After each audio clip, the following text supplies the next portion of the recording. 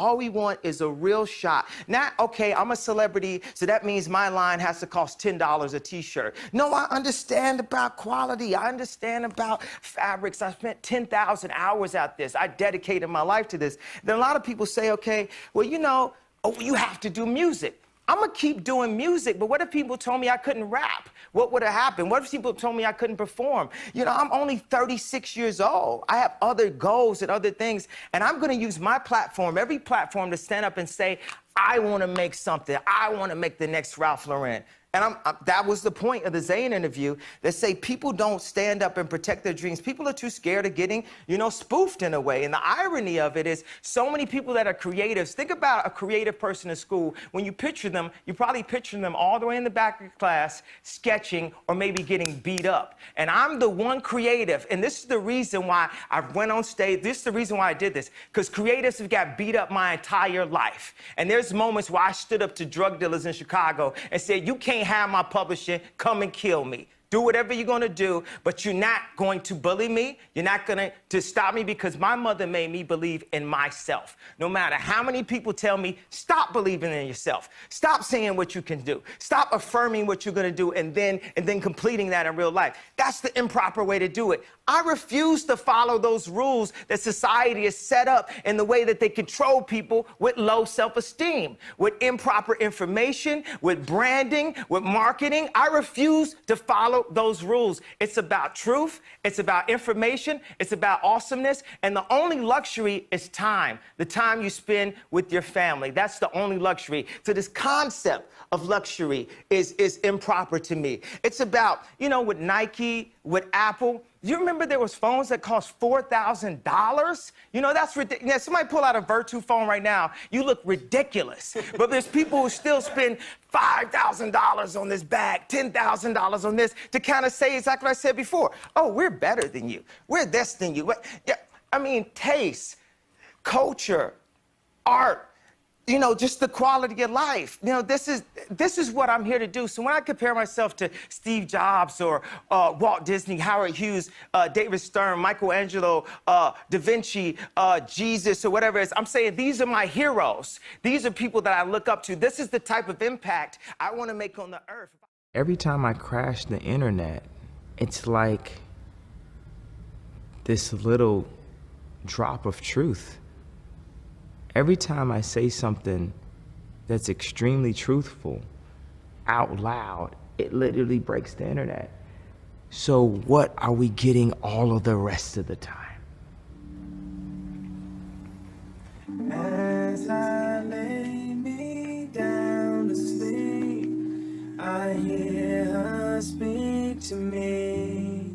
I don't care about having a legacy. I don't care about being remembered. The most important thing to me is, like, while I'm here, while we're having fun, while we're going to sleep and breathing oxygen and living life and falling in love and having pain and having joy, it's like, what can I do? What can I do with my voice? What can we do for each other to make life easier, make life doper for our kids, you know, as they grow? You know, we were born into a broken world, and we're like the cleanup crew, you know. My mother made me believe in me.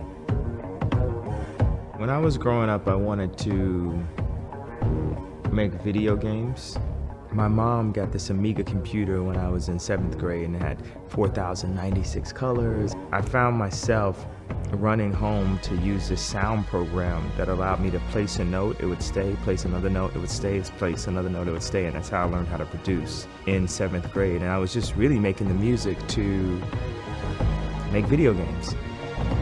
They just let me dream. They supported me. They pushed me. They didn't set me up to be inside of a box. What's the main thing that makes magic magic? The fact that no one believes it's possible.